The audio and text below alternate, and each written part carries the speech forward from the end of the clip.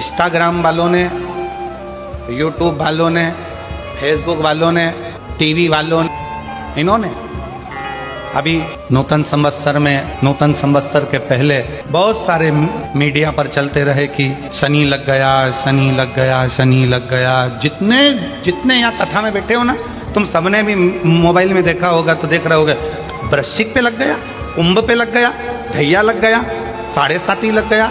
आधे से ज्यादा तो शनि के डिप्रेशन में पड़ गए।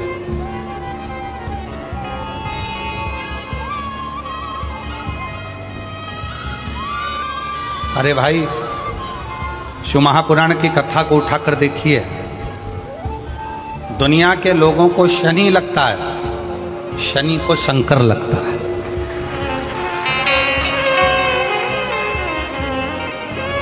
यदि आप भगवान शंकर के मंदिर में जाकर 1 लोटा जल चढ़ा रहे हो, आप भगवान शिव के मंदिर में जाकर अर्चना कर रहे हो, आराधना कर रहे हो, निवेदन कर रहे हो, एक बेलपत्र शिव की उठाकर धोकर वापिस शंकर को समर्पित कर रहे हो, शंकर भगवान का पंचाक्षर मंत्र नमः शिवाय जप रहे हो, शंकर भगवान का षडाक्षर मंत्र ओम नमः शिवाय जप रहे हो, या श्री शिवाय नमस्तुभ्यम का जाप कर रहे हो, तो ये निश्चित मानकर रखो कि आपके पीछे शनि नहीं पड़ेगा, आपके पीछे शंकर जरूर पड़ेगा।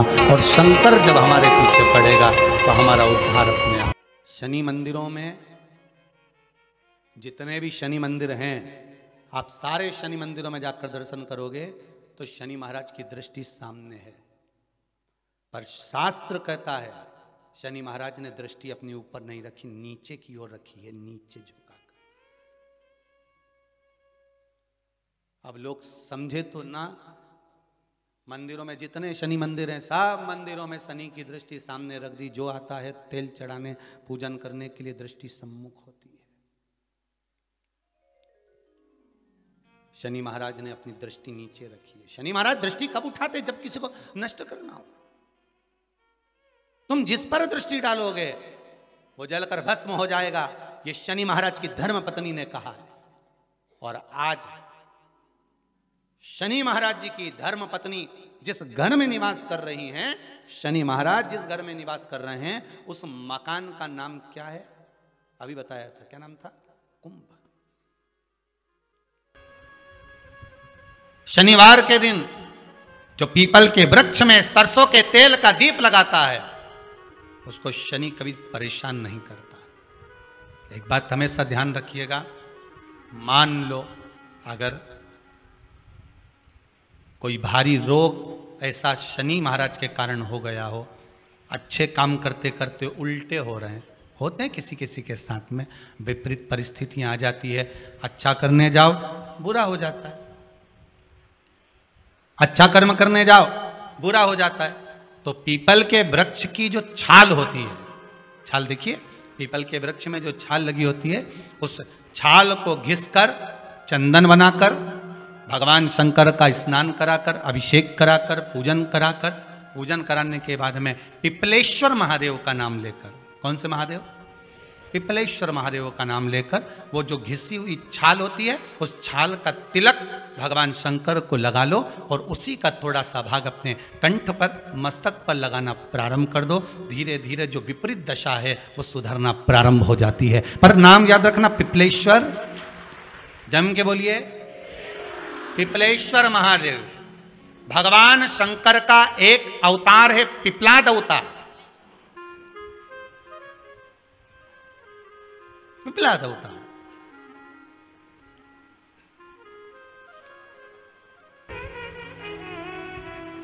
जैसे ब्रह्मा जी के मन में कहीं कहीं संकोच उत्पन्न हो जाता था,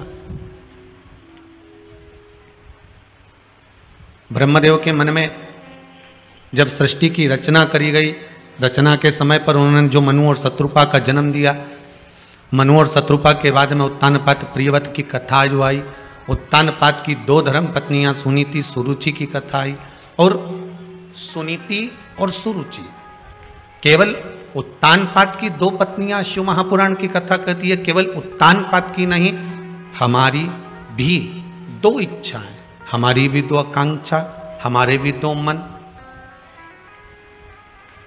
हमारी भी 2 इच्छा, हमारे भी 2 मन है, हमारी भी 2 आकांक्षा।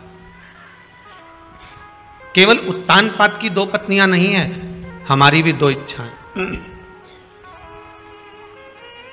एक सुनीति है और एक रुचि। श्रीमद् भागवत कथा में भी वर्णन किया गया है। भागवत वक्ता कहते हैं कि एक सुरुचि है, एक सुनीति है।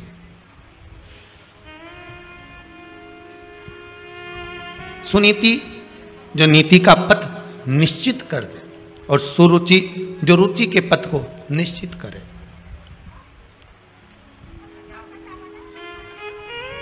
रुचि में आज की दुनिया चलती है, पर नीति में नहीं चलना चाहती।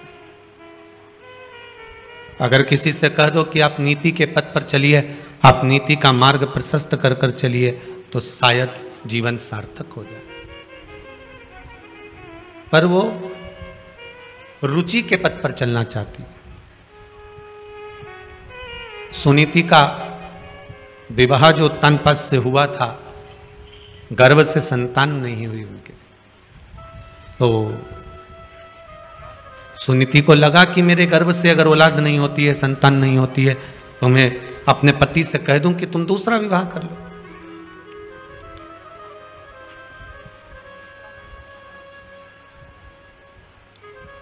अगर परमात्मा ने संतान का सुख नहीं दिया, हां, शंकर भगवान की कृपा हो जाए और आपके घर में संतान हो जाए, ये शिव की कृपा है, ये उसकी उदारता है।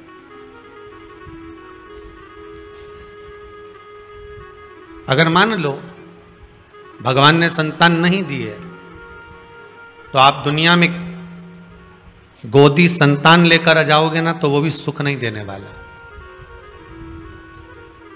क्योंकि भगवान ने लिख दिया था कि तेरे ललाट में ये संतान का सुख नहीं है। श्रीमद् भागवत में वर्णन आता है, धुंधकारी की कथा, भागवत आपने खूब सुनी होगी, उसमें आती है कि संतान नहीं हुई, संतों के द्वारा फल मांग कर लाया आत्मदेव, उस फल को दिया, फल गाय को खिला दिया गया, संतान का सुख नहीं था ना, तो उसने अपनी सहेली की संतान ले ली। सहेली की संतान भी इतनी उपद्रवी हुई कि मां को उस औलाद के चक्कर में कुएं में डूब के मरना पड़ा।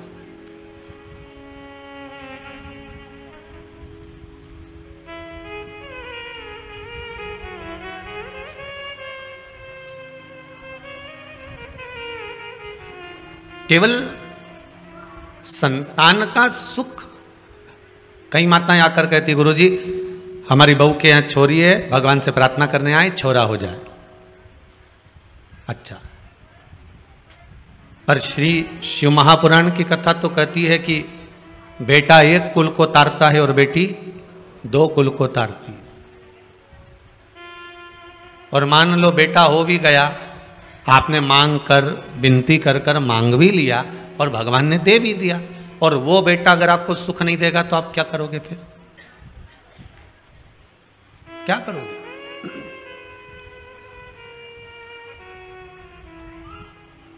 सुख इस भाग्य में लिखा होना चाहिए।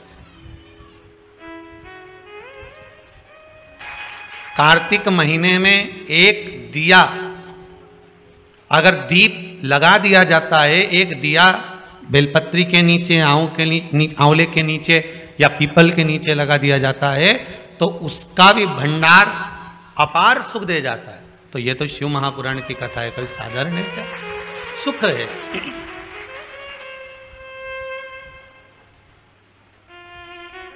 जीवन का एक आनंद देने वाली।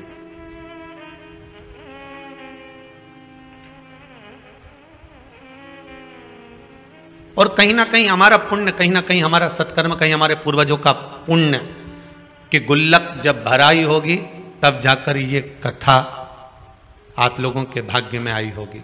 पुण्य की गुल्लक भराती है तब जाकर कथा हो पाती है। और आप लोग भी इतने जो श्रवण करने के लिए बैठे हो, खिड़कियों में दर्शन हो रहे नहीं हो रहे, कैसे कैसे कहाँ कहाँ से आकर सुबह सुबह से रात रात भर से इंतजार करते हो। कोई तो सुबह 4 बजे से 3 बजे से जगह संभाल कर बैठे हुए हो, और कथा का इंतजार होता है दोपहर 2 बजे का, बाट जोते हो, इंतजार करते हो, कितनी प्रतीक्षा करते हो केवल शंकर की कथा के लिए। अब जितना इंतजार आप आस्था चैनल के माध्यम से कर रहे हो, चाहे फेसबुक यूट्यूब के माध्यम से कर रहे हो, चाहे कुबेरेश्वर धाम में आकर कर रहे हो, जितनी प्रतीक्षा, जितने घंटे आप भगवान की कथा में बैठे हो और जितने घंटे आप भगवान की इंतजार में प्रतीक्षा में लगा रहे हो, उतना भगवान आपके भी भंडार भरने में लगाता ही रहेगा। ये उसकी कृपा है, वो देता जरूर है। ये इतने जो पत्र आए हैं, ये आज के पत्र हैं सारे, हो ये सब आज के पत्र हैं।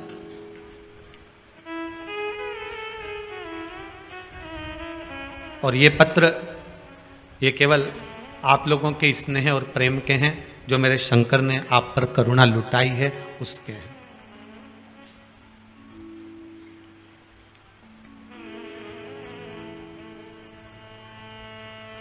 केवल एक समस्या ही नहीं, समस्या के पत्र तो आप लिखते ही कम हो, पर क्योंकि समस्या लिखकर भी करोगे क्या, उसके सामने बोलकर चले जाओ बस। 3 महीने बाद आओगे तो ऐसा ही पत्र तुम्हारा भी यहां पर रखा मिलेगा कि हमारा भी ये कार्य हुआ। समस्या तो उसको बोल कर जाइए, 3 महीने बाद आओगे ना तो ये पत्र आपका भी एक इस क्रम में रहेगा कि बाबा ने मेरे पर भी ये कृपा करी है, ये मेरे पर करुणा करी है। उसकी उदारता बड़ी है हमारे।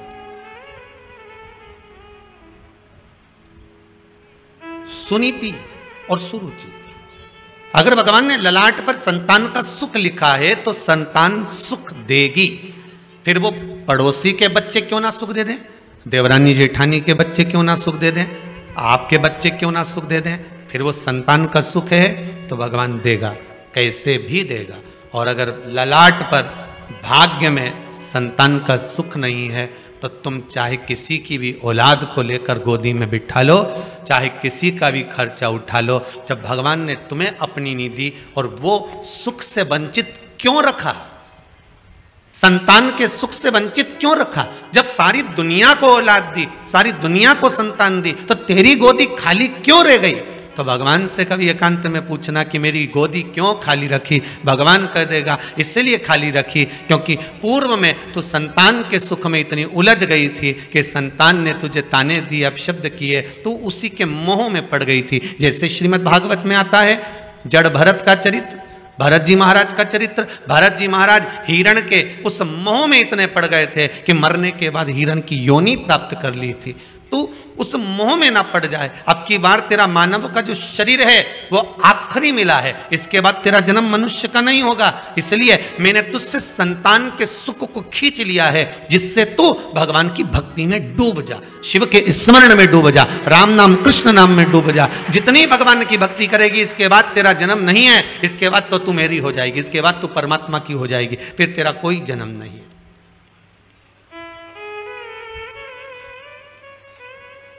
अगर सुख से परमात्मा वंचित रख रहा है, आप विनती करो परमात्मा से, वो देगा तो अच्छी बात है। आप निवेदन करके जाओ भगवान से, वो गोदी भर दे आपकी तो अच्छी बात है, कोई दिक्कत नहीं। पर अगर सुख से, किसी भी सुख से परमात्मा ने वंचित रखा है तो उसमें कुछ ना कुछ भाग होगा।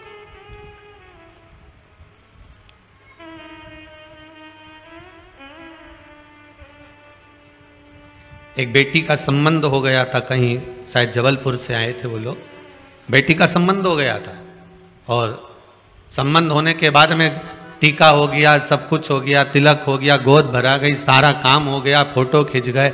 उसके बाद मालूम पड़ा कि छोरा कहीं गलत संगत में पड़ा होगा, किसी की संगत में पड़ा होगा और वो संबंध टूट गया। शादी अभी नवंबर में थी उसकी माँ आई थी शायद, अब गई होगी है कि नहीं आप पता नहीं, तो आंखों से आंसू बह रहे थे, मेरी बेटी का संबंध टूट गया। लड़का ऐसा निकला। हमने कहा पूजन किसकी करती थी तुम्हारी बेटी? कहा देवाधिदेव महादेव की करती थी, शंकर जी की कृपा हुई थी। अच्छा, पर महादेव ने ऐसा कैसे कर दिया? मेरी बेटी सोमवार के व्रत भी कर रही है, फिर शिव जी ने ऐसा क्या कर दिया कि संबंध पक्का हुआ, लेन देन हो गया, संबंध पक्का हो गया, फोटो खींच गए, उसके बाद संबंध टूट गया। तो हमने कहा बस अगर बाबा ने संबंध पक्का कराया और बाबा ने तोड़ा है तो बाबा को जो अच्छा लग रहा होगा, हो सकता है तुझे अब मालूम पड़ा कि ये लड़का किसी दूसरी लड़की से लगा है और ये शादी के बाद मालूम पड़ जाता तब क्या कर लेती? बाबा ने पक्का कराया ना, बाबा छुड़वा दे। और शादी की तारीख जो तेरी निकली हुई है फरवरी की, उसको निकली रहने दे, भेजेगा वही, वर भेजने का काम उसका है। अगर उसने तोड़ा है तो वही कुछ ना कुछ कर। इसमें एक पत्र है,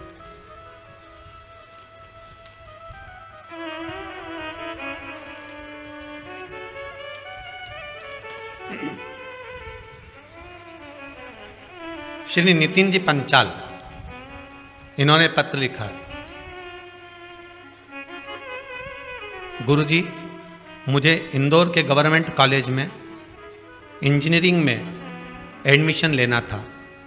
उसके लिए मैंने 2 बार काउंसलिंग के फॉर्म भी भरे, परंतु दोनों बार मुझे कोई गवर्नमेंट कॉलेज नहीं मिला। इससे मैं बहुत निराश भी हो गया था। इस कारण से मैंने इस पूरे संदर्भ को इस कथा के यजमान, अच्छा अभय जी सारस्वत अंकल जी और आंटी जी को बताया था। जरा माइक देना बच्चे को जरा, बताया। तो अंकल जी और आंटी जी ने मुझे 2 उपाय बताए थे, एक बेलपत्र वाला, एक बेलपत्र की जड़ वाला। बच्चे को दीजिएगा। श्री शिवाय नमस्ते। नितिन पंचाल जी आप ही का नाम है? कहाँ से आए हुए हैं? इंदौर से। इंदौर से। बाबा ने क्या कृपा करी आप पर? पहले 2 बार काउंसलिंग के राउंड में नाम भरा था, लेकिन दोनों बार नहीं आया। उसके बाद फिर अंकल आंटी ने बताया कि ये वाला उपाय करो तो तेरा एडमिशन पक्का हो जाएगा, मतलब बोल दिया था पक्का हो ही जाएगा। तो फिर मैंने ये 2 उपाय किए और उसी दिन मेरा एडमिशन भी हो गया, और वो भी गवर्नमेंट कॉलेज में। बाबा की कृपा। गुरुदेव हम जिस दिन आए थे उस दिन शाम को इसका फोन आया कि आंटी मेरा नंबर नहीं आया 2 में। मैंने कहा तू चिंता मत कर, तेरा नंबर जरूर आएगा। बाबा की कृपा, बहुत बहुत धन्यवाद। बैठी विराज जी, ये बाबा की करुणा है, कृपा है। कृपा बिना कुछ नहीं होता साहब। अगर भाग्य में लिखा होगा ना बाबा ने तो वो मिलेगा जरूर। और एक और चीज कहेंगे, माता पिता कभी अपने बच्चों का गलत नहीं सोचते। बेटा अगर कपूत भी है ना तो भी माँ उसको गाली दे देगी, अपशब्द कह देगी, ताना दे देगी और कह देगी तू मेरे लिए मर गया, पर फिर भी माँ दिल से दुआ ही देगी। भले वाणी से बद्दुआ दे देगी पर दिल से दुआ देगी। ऐसा ही मेरा शंभु, मेरा त्रिकालदर्शी, मेरा कैलाशी, मेरा शिव है, वो कभी बुरा नहीं कर सकता, कभी बुरा नहीं करेगा। दुनिया के लोग भ्रम उत्पन्न कर सकते हैं कि बताओ वो सियोर वाले महाराज ने ये चढ़वा दिया, इससे ये बुरा हो जाएगा। कभी बुरा नहीं हो सकता अगर आपका भाव शुद्ध है तो।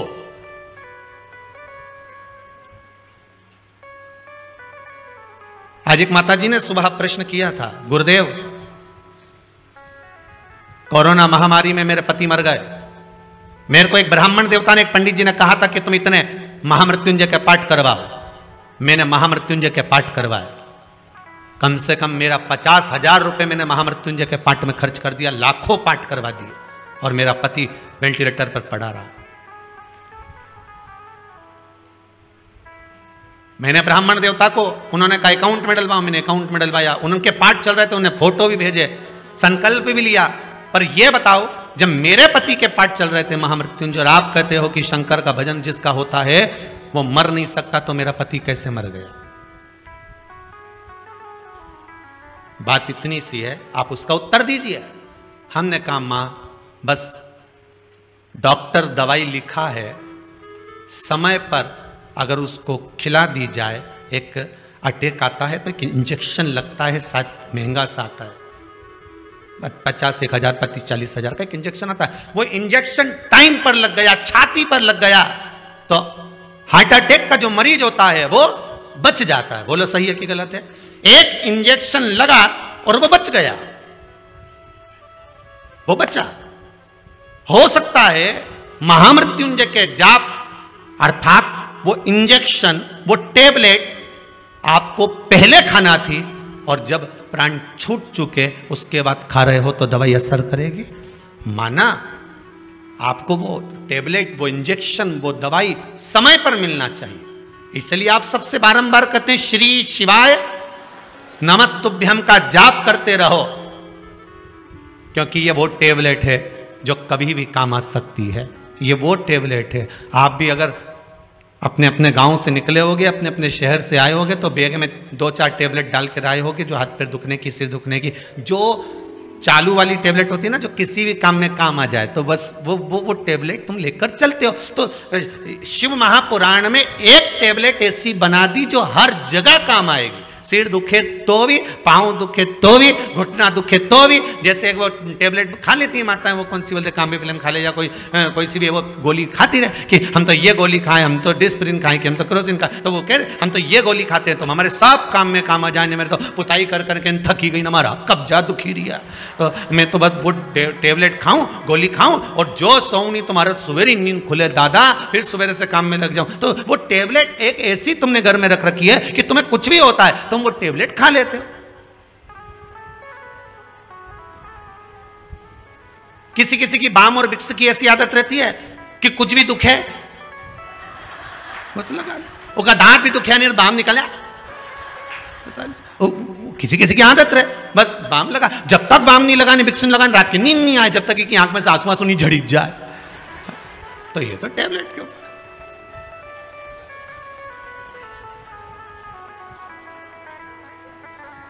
किसी किसी की आदत रहती है कि थोड़ी सी भी तकलीफ आई तो ये 2-3 बार अगर बीपी नहीं नपा ले तो इसको आनंद ही नहीं आया। तो भाई नापो, मेरे को ऐसा लग रहा हमारे घबराहट हो रही है, सिर पे पसीना आ गया, अब सब लेवल में, तो फिर काय से हो रहा है। फिर डॉक्टर साहब ने पूछा,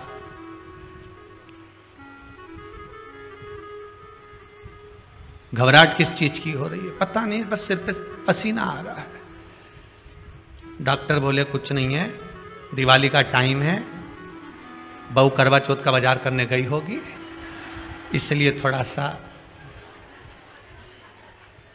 लेवल गड़बड़ हो रहा है। बाबा घर में धन का लेवल गड़बड़ हो और यहां तुम्हारा लेवल गड़बड़ हो रहा है। क्यों सोचा? एक टेबलेट ऐसी होती है जो कहीं पर भी काम आ जाती है। श्रीमद् भागवत में एक टेबलेट दी, 12 अक्षर मंत्र ओम नमो भगवते वासुदेवाय। रामचरितमानस में भी एक टेबलेट दे दी, राम। शिव महापुराण में एक टेबलेट दे दी, श्री शिवाय नमस्तुभ्यम। ये वो टेबलेट है जो हर जगह काम आ जाती है, हर जगह।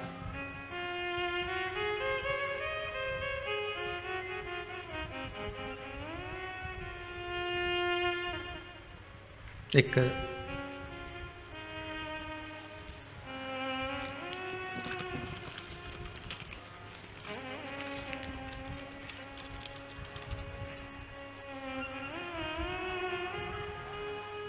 हैदराबाद से एक पत्र है, किसी ने भेजा। अच्छा, छब्बा छुब्बू के भेजा रे, हाथ का लिखा हुआ नहीं है वो। मैं विदित सांघी, 15 साल का हूं। मैं हैदराबाद तेलंगाना से हूं। मैंने पहली बार आपकी महापुराण पुरुषोत्तम मास में सुनी थी। मैं अपनी माँ से बहुत पहले से एकादशी करने की अनुमति मांग रहा था, पर माँ ने नहीं दी। पर आपके महापुराण सुनने के बाद मेरी माँ ने मुझे एकादशी करने की इजाज़त दे दी। मेरे बर्थडे पर भी मेरी एकादशी का व्रत पड़ा, तो मैंने व्रत रखा। पहले मेरा मन भगवान में बिल्कुल नहीं था। ये बच्चे ने लिखा है, पत्र यहीं रहेगा, आप बाद में भी पढ़ सकते हो। पर अब मेरा मन ऐसा हो गया है कि बिना भगवान के मेरा मन रहता नहीं है। कितने साल का बच्चा लिखा है इसमें? 15 साल का बच्चा लिखा है, हैदराबाद।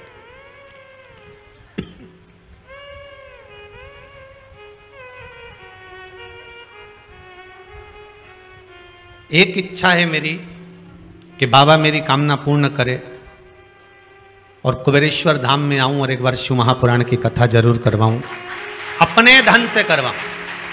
अब 15 साल का बेटा कह रहा है कि मैं अपने धन से शिव महापुराण की कथा करवाऊं। विदित सांघी इनका नाम है, हैदराबाद। अपने धन से 15 वर्ष की आयु है, अगर बाबा की कृपा हुई, आपका पत्र यहां तक पहुंच चुका है, तो सांघी जी आप भी यहां तक पहुंच जाओगे, ये पक्का है।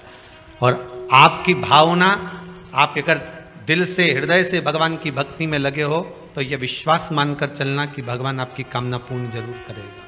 बस हिम्मत मत हारना। दुनिया के लोग डराते जरूर हैं, जैसे ध्रुव जी को डराते थे, डराएंगे।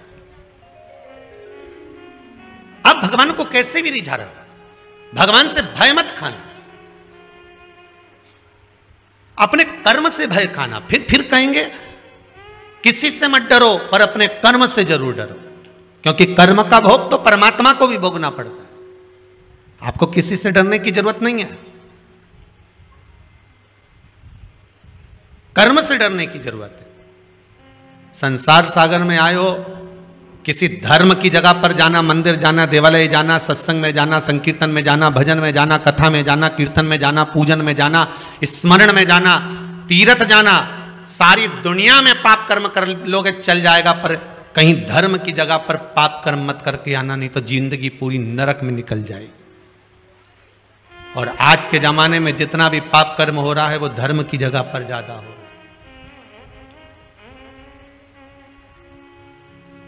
लोग जाते हैं गंगा नहाने के लिए, पुण्य कमाने के लिए, और कई लोग वहां पर बैठे रहते हैं तुम्हारा पर्स चुराने के लिए। तुम करो गंगे हर, वो तुम्हें करे नंगे हर। बस तुम पानी में कूदे और उन्होंने तुम्हारा सामान ले।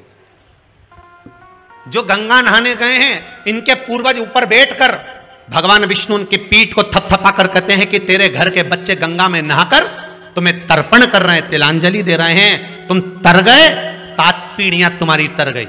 और जो गंगा के घाट पर बैठकर चोरी करता है, तो भगवान उसके पूर्वजों के पास भी बैठकर कहते हैं धिक्कार तेरे जीवन पर, जो तेरे वंश के लोग चोरी कर रहे हैं। गंगा ना, अरे घाट तो छोड़ देते, कथा तो छोड़ देते, सत्संग तो छोड़ देते, मंदिर तो छोड़ देते, धर्म की जगह तो छोड़ देते।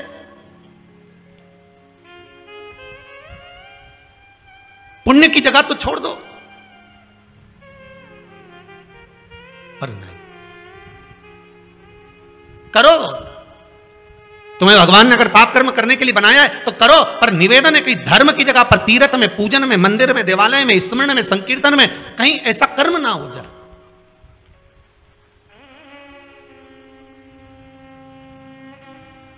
बचिएगा बेकार कर्म से, धर्म की जगह पर जाकर।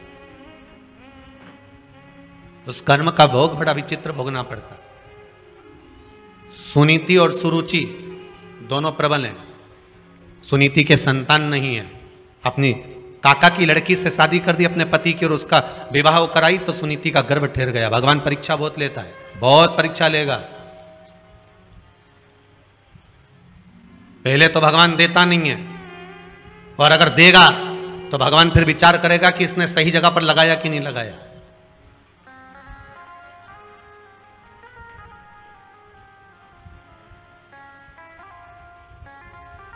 पहले तो देता नहीं है, और देता है तो ये विचार करता है कि ये सही जगह लगा रहा है, सत्कर्म कर रहा है, भजन कर रहा है, कीर्तन कर रहा है, नाम स्मरण कर रहा है, नाम जाप कर रहा है कि नहीं कर रहा। वो चित्त वृत्ति को लगाने का प्रयास करे।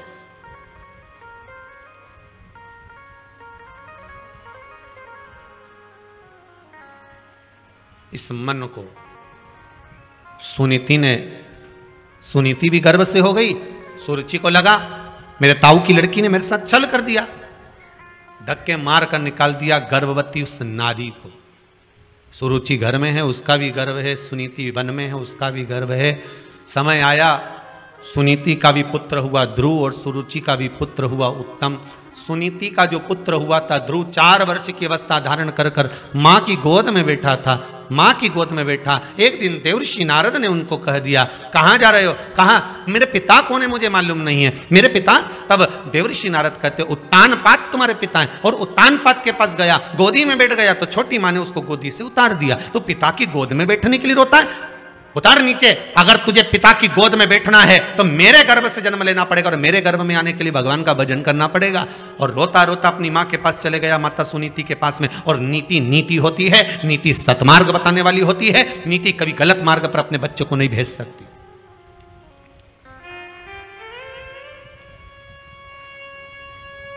अगर आज के समय में आपके बच्चे गलत मार्ग पर चल रहे हैं तो उसमें पड़ोसी का कोई दोष नहीं है, दोष तुम्हारा है। भोजन कराते हो, बच्चे नहीं खाते तो मोबाइल पकड़ा देते हो। बोलो सही है कि गलत? खाना नहीं खा रहे, दोच के खवा रहे।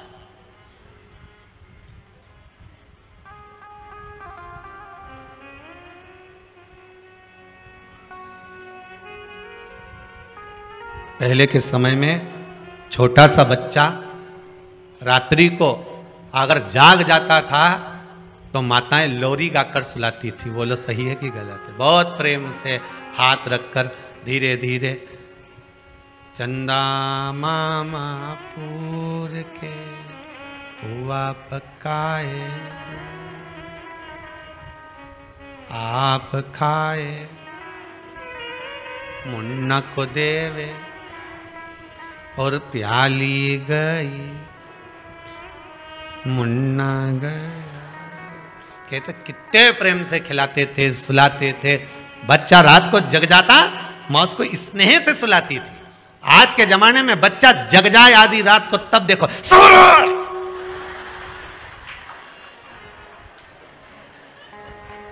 ऐसी चिल्लाए कि पड़ोसी जो सो रहा वो जाग जाए। उठ के बैठते से बोला, अरे ओ जगदम्बा तेरे हाथ जोड़ो, काय चिल्ला रही है? लो तुम चुप करा लो, ऐसी औलाद पैदा हुई है, सो जा। आधी रात को तांडव चल रहा है कि तू तो काली रे कल्याणी रे, जित देखूं ते जोग माया। तू कौन से गांव से आई मारी माई? कौन गांव के? और तू तो मेरे संग परनाई मारी। गजब। लो तुम चुप करा लो। अब वो बेचारा दिन भर दुकान में थका, नौकरी में थका, फिर भी आधी रात को लेके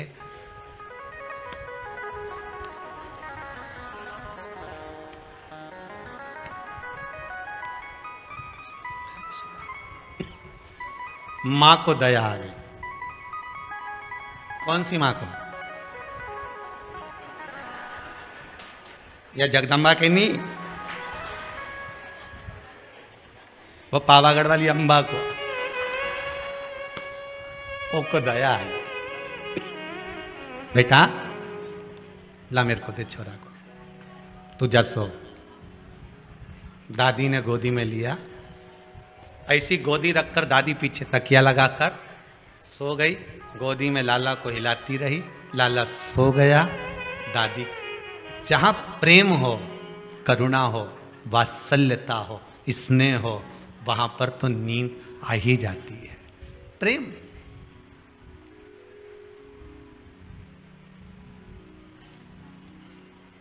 कथा में क्यों नींद आती है? किटी पार्टी में तो आई नहीं, ना शॉपिंग मॉल में आई, पर कथा में आई। कारण क्या है? बच्चा सारे मोहल्ले में खेलता है, पर बच्चा जब मोहल्ले में खेलने के बाद अपनी माता की गोद में आकर बैठता है, माँ उस पर हाथ रखती है और बच्चे की आंख में नींद आ जाती है। तो पड़ोसी के यहाँ बच्चे को नींद क्यों ना आई? उसके यहाँ गया था खेलने, वहां क्यों नहीं सोया? वहां गया था, वहां क्यों नहीं सोया? क्योंकि माता की गोद एक ऐसी गोद होती है जहां बच्चे को नींद आ जाती है। शिव महापुराण, भागवत कथा, राम कथा, गीता, ये जितने पुराण, जितने शास्त्र, जितने वेद हैं, ये मेरे परमात्मा की गोद है जिसमें बैठते से नेत्र बंद हो जाते हैं। ये मेरे परमात्मा की गोद है जिसमें बैठे और निंद्रा समाहित हो जाती है, नींद आ ही जाती है। होता है।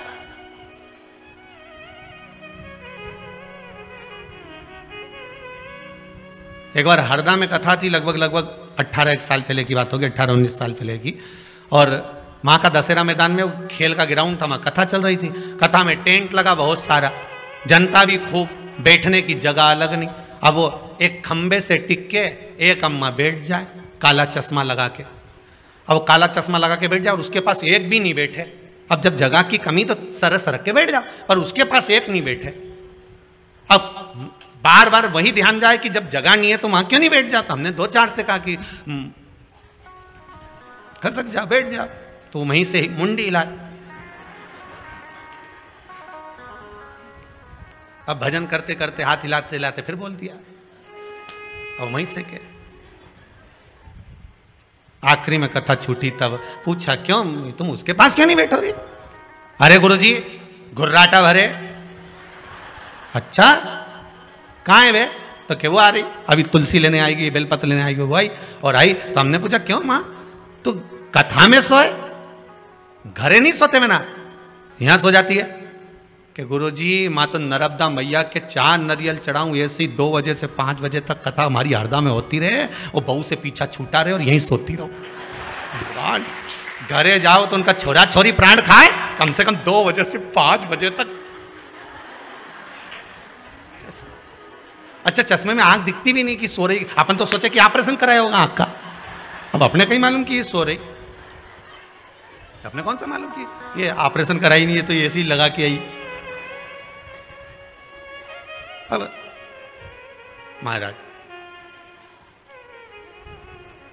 सुनीति सुनीति है, सुरुचि सुरुचि है। भाव की निर्मलता होगी तो भजन का जो सुख है वो अपने आप प्राप्त हो जाता। मैं पिता की गोद में बैठा था, धक्के मार कर निकाल दिया मुझको। मां कहती है अगर पिता की गोद में बैठने के लिए रो रहा है, रोना है तो परमात्मा की गोद में बैठने के लिए रो, जिसकी गोद से कोई नीचे नहीं उतरता। मां कहां मिलेगा वो? सर्वस्व हर जगह। ब्रह्मदेव जब सृष्टि का निर्माण करे थे तब भगवान विष्णु से पूछा था कि आपके पिता कौन है? शिव। मेरे पिता भगवान शंकर हैं। शिव कहां है? शंकर कहां है?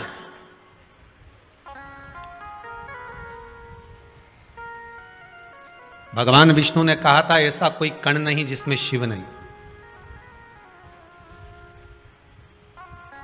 अपने गले की हसली का हीरा भगवान ने चमकाया, उस हीरे की रोशनी जो सूर्य में से निकलकर सामने दीवार पर जा रही थी, उसमें जो एक रेख बन रही थी, उस रेख में जितने कण दिख रहे थे।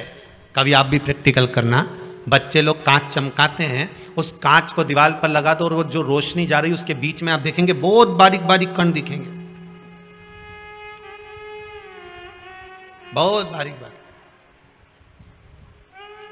गले के हीरे का जो प्रकाश था, उस प्रकाश की जो रोशनी थी, उस रोशनी के बीच का जो क्रम था, उसमें जो कण कण दिख रहे थे, इतने कण।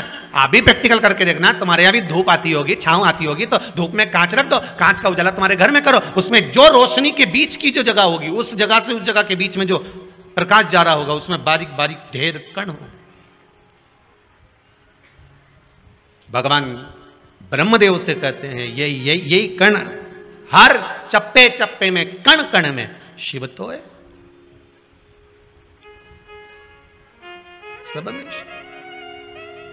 तेरी कृपा बिना न हिले एक भी अणु, लेते हैं श्वास तेरी कृपा से तनु तनु।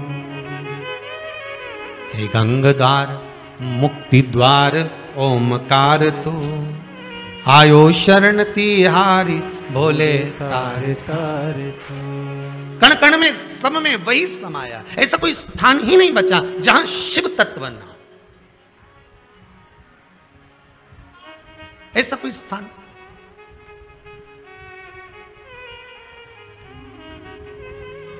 हर जगह पर वही। तेरी कृपा विना न हिले एक भी अणु। प्रकाश में जो अणु दिख रहे हैं, छोटे छोटे कण दिख रहे हैं, शंकर ही हिला रहा। आपको और हमको चलाने वाला भी शिव ही तो है।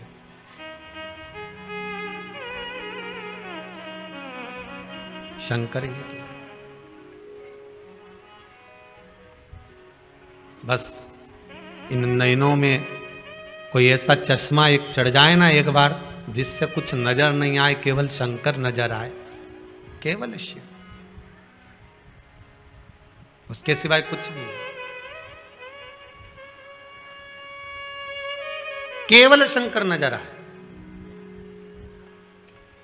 और कुछ चाहिए ही नहीं। और जब हर जगह पर, हर स्थान पर शिव नजर आने लगेगा, तो यह पक्का है कि अब तुम्हारी दृष्टि कोई साधारण नहीं रही है। ध्रुव जी महाराज ने अपनी माता से पूछकर भगवान का तप करा तो ऐसा तप करा कि मैं मंत्र किसका जपूं। पहले तो नारद जी महाराज विचार में पड़ गए कि इसको गुरु मंत्र कैसा दिया जाए, मंत्र भी बड़ा प्रबल होना चाहिए। फिर निवेदन करूंगा, इस व्यास गादी से हाथ जोड़कर निवेदन करेंगे, पानी पियो छान और गुरु करो जान। 50 बार विचार करना तब जाकर गुरु करना। हंसी खेल में गुरु मत कर लेना कि एक जनी ने वो गुरु करा ने बहुत अच्छा है, ने जोरदार है, ने तुम तो बस कपड़ा की दुकान जैसी मत चली जाना कि कपड़ा जोरदार है हो। अगर कपड़ा जोरदार है तो पानी में भिगो के देख लो। कपड़े वाले से कहना 2 मीटर कपड़ा दे, पहले पानी में भिगो के देखूंगी, उसकी बात करूंगी। नहीं तो कहीं कहीं का कपड़ा तो अच्छा दिखे, कपड़ा कौन सा बुरा। जरा जाओ तो सही बाजार में साड़ी लेने जाओ, एक से बढ़कर एक मिल जाए। आज के जमाने में 200 रुपया में ऐसी जोरदार ने पटली लगा कर टांग दी, 200 की सेल।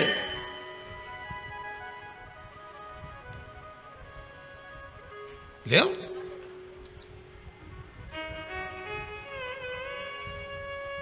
मिलेगी बहुत। अभी दिवाली आ गई है, ठेलों पर ऐसे प्रेस करे हुए, पन्नी में भरे हुए, कागज लगा हुआ, बढ़िया 60-60, 70-70, 80-80, 100-100 रुपया में शर्ट मिलेगा। ने एक बार शर्ट लेके गया ने पानी में डुबकी ने गई। अब के बताओ, हम तो लाए थे। तो फिर घर के लोगों ने समझाया कोई बात नहीं, 60 रुपया की तो थी, एक बार तो पहन ली नहीं पहन तो ली, पर वो सवेरे पहनी ने शाम के तो चल रही गई, वो तो दिखे। पर फिर भी कोई बात नहीं, अपन ने ली ना, अपन पहन ली ना, बस बहुत। ऐसा गुरु नहीं चाहिए कि तुम्हारा धन देखकर, नारियल देखकर, पैसा देखकर बस गुरु मंत्र ले लिया। नहीं नहीं नहीं नहीं, पानी पियो छान गुरु करो जान।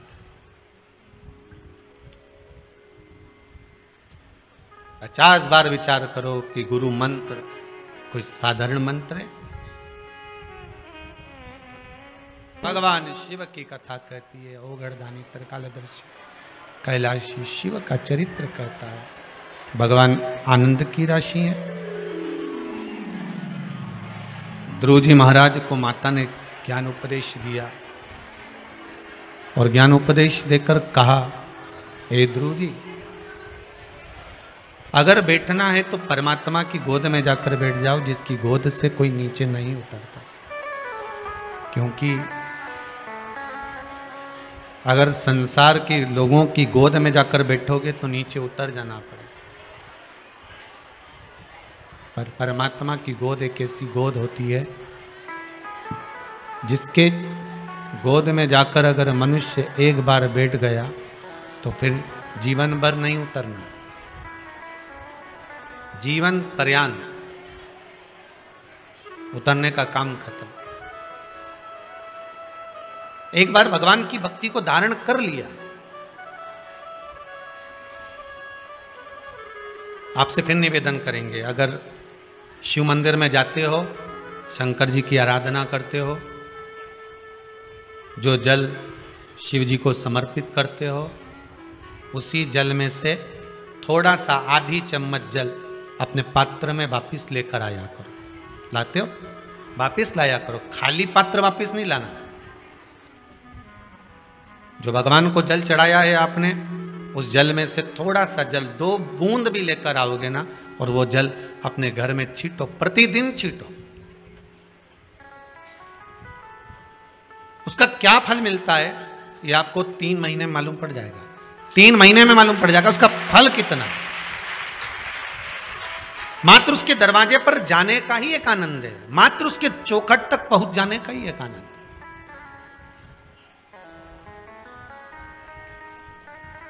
एक माता जी लिख रही हैं पत्र के अंदर कि मेरे दामाद की नौकरी छूट गई थी। अब देखो पत्र ढूंढना पड़ेंगे, एक तो इतने सारे पत्र हैं। किसने लिखा वो खड़ी हो जाओ।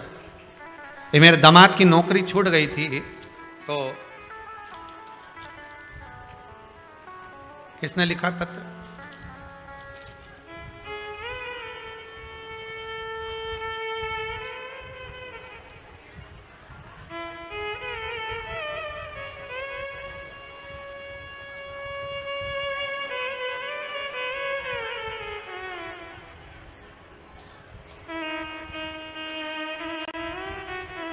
अनीता बाई जिला होशंगाबाद से आई हैं।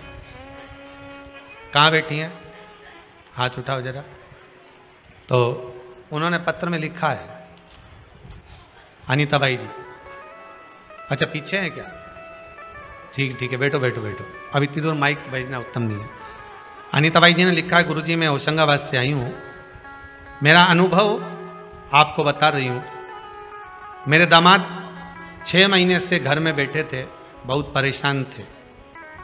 मैं उनको बोल कर आई थी कि मैं कुबेरेश्वर धाम केवल आपकी नौकरी के लिए जा रही हूँ, और आज ही आई हूँ, और बाबा ने ऐसी कृपा कर दी कि 2 जगह से नौकरी के लिए बुलावा आ गया है। बाबा की कृपा देखी।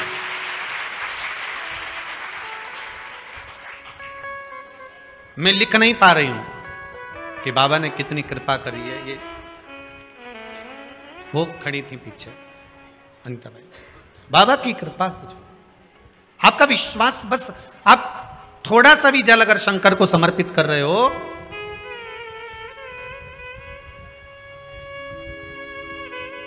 किसी ने पूछा कि गुरुदेव आप कहते हो कि पशुपति व्रत करो, तो पशुपति व्रत करते समय एक दिया प्रसाद का एक भाग अपने घर पर लेकर आओ।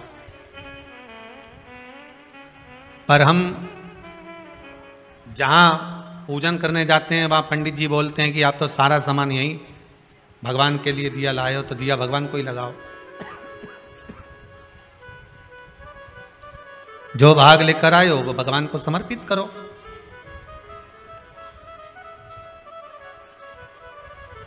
क्या हम क्यों वापिस लेकर जा रहे हैं? उसका भाव क्या है? भगवान कभी अपने भक्त को, पशुपति व्रत का सबसे बड़ा प्रमाण ही यही है कि भगवान शंकर को आप 2 भाग दे रहे हो। कितने भाग दे रहे हो? 2 भाग। मतलब प्रभु मान लो अगर मेरा बचपन और मेरी जवानी दोनों में मैंने कुछ आपको नहीं दिया हो, तो ये भाग आपको दिया। मान लो अगर मैं जवानी अवस्था में हूं, अधेड़ी में हूं, बुढ़ापे में हूं, 2 भाग अगर मैंने आपको नहीं दिया, जीवन में कुछ प्रदान नहीं किया, मेरे जीवन में तकलीफ बहुत है, परंतु मेरे जीवन का जो भी भाग है मैं आपको देती हूं। आप कम से कम मुझे 1 भाग पुण्य का, सुख का प्रदान कर दे दीजिए। जब थाली में हम 1 भाग लेकर भी आते हैं ना, 16 सोमवार में भी यही नियम है। कौन कौन करते हो? संकट सोमवार करे किसी ने? 16 सोमवार के व्रत करने वाले कौन कौन है? जरा हाथ उठाओ। अच्छा आप लोग करते हैं? रख लो पीछे, रख लो सब। 16 सोमवार का भी ये नियम है। अगर मिश्री के कर रहे हो, कि बेलपत्री के कर रहे हो, कि चूरमा के कर रहे हो, कि मलिदा के कर रहे हो, जिसके भी आप करते हो उसके 3 भाग होते हैं। उसका भी यही नियम। पर उस प्रसाद में से आप बच्चों को दे सकते हो, उस प्रसाद में से थोड़ा थोड़ा भाग अपने परिवार को दे सकते हो। पर पशुपतिनाथ के व्रत का विधान यह है कि जो भाग आप लेकर आए हो, जिसने व्रत किया है, और जो भाग उसका है वो उसी को प्राप्त होना चाहिए।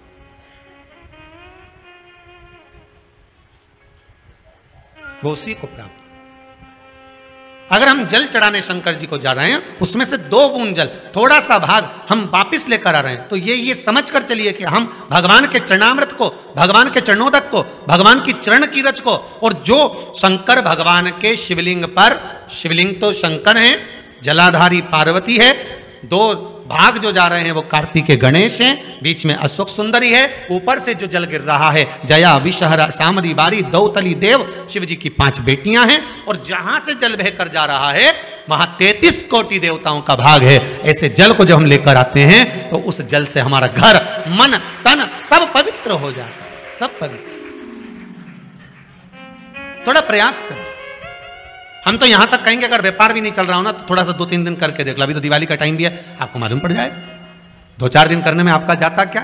शंकर जी के मंदिर से चरणोदक लेकर आए, जल चढ़ाया, लाए, ले दुकान पर, ले जाओ, छीटो जरा दुकान पर, देखें जरा सीवर वाला महाराज बहुत बड़बड़ करे, जरा देखा तो ले जाओ जल।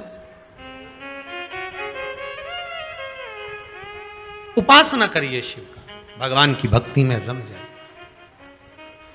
ध्रुव जी महाराज ने जो साधना करी है, उस साधना का बल ये मिला कि भगवान को बैकुंठ छोड़कर ध्रुव जी के पास आना पड़ा।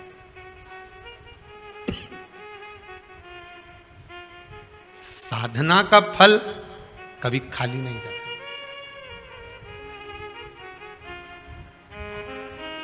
कभी खाली नहीं जाएगा। आप आस्था चैनल पर कथा सुन रहे हो, फेसबुक यूट्यूब पर कथा श्रवण कर रहे हो, चाहे कुबेरेश्वर धाम में कथा सुन रहे हो, इसका फल कभी खाली नहीं जाएगा। अगर शिव महापुराण की छोटी सी भी क्लिपिंग, छोटी सी भी वीडियो, छोटा सा भी भाग आपके पास पहुंच रहा है और आपको उससे प्रेरणा मिल रही है, आप उससे जाग रहे हो, तो वो खाली नहीं जाएगा, कहीं ना कहीं मिलेगा, प्राप्त हो। एक बहुत सरल सा मंत्र है, श्री शिवाय नमस्तुभ्यम। बहुत सहज सा मंत्र है जिसका स्मरण कर लेने पर सब सुख मिल जावे।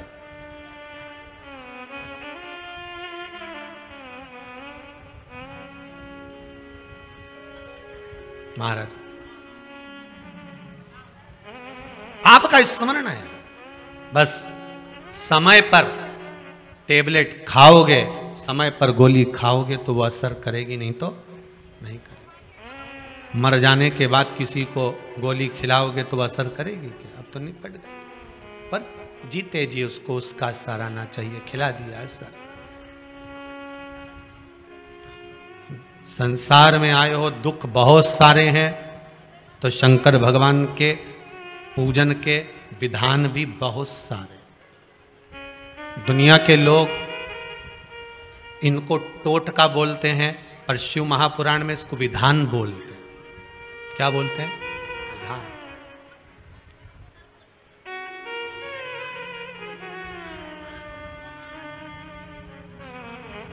ये विधान है जो आपकी समय की अवस्था को, विधि को भी बदल सकता है।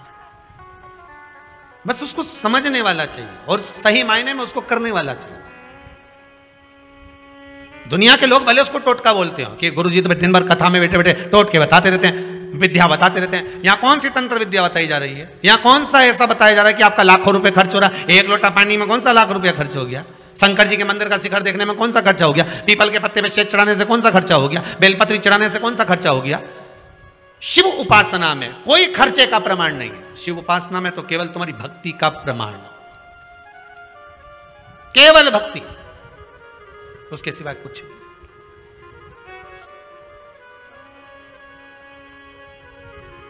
यहां और कुछ है भी नहीं। महाराज ध्रुव जी महाराज ने जैसे साधा, ध्रुव जी ने शंकर भगवान को एक बात बहुत प्रिय है, शिव जी के दरवाजे पर जाओ तो एक बात जरूर कहो, भोलेनाथ मुझे मेरे भाग्य का देना, दूसरे के हिस्से का नहीं चाहिए। किसके भाग्य का चाहिए? मेरे भाग्य का।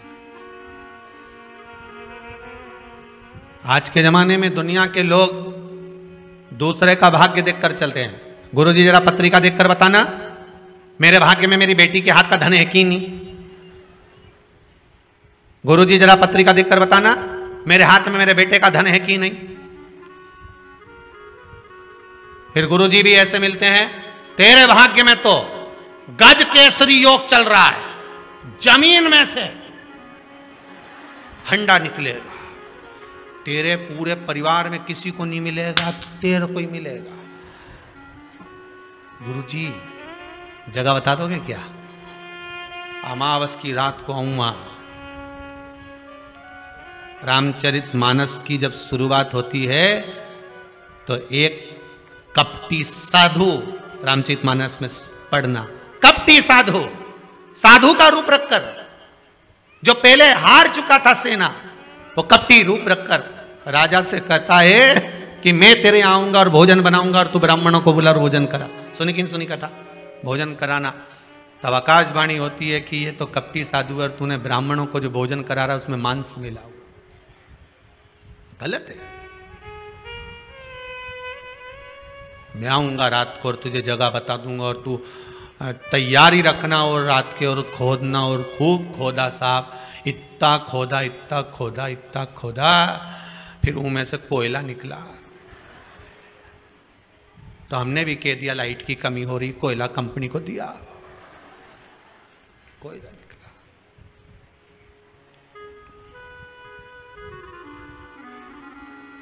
गुरुजी भी बोले निकलना था तो माल, पर कोयला हो गया। तो आप तो बोले तो मेरी भाग्य का है, तो खोदने वाला थोड़ी ना तेरा था, तो दूसरा था, बात खत्म। फिर निवेदन है भगवान से कहना ऐसा गड़ा हुआ भी नहीं चाहिए। तुम में से किसी को चाहिए क्या? हमें गड़ा हुआ भी नहीं चाहिए। और ना हम ये आस लगा कर बैठे हैं कि मेरे बेटे की शादी होगी और बहू आएगी तो बहुत सारा भाग्य का लेकर, हमें उसके भाग्य का भी नहीं चाहिए, हमें छोरे के भी भाग्य का नहीं चाहिए, हमें ना बहन बेटी के भाग्य का चाहिए, हमें तो अपने भाग्य का दे। जो मेरी किस्मत का हो वो मेरे भाग्य का मुझे दे दे, बस बहुत है।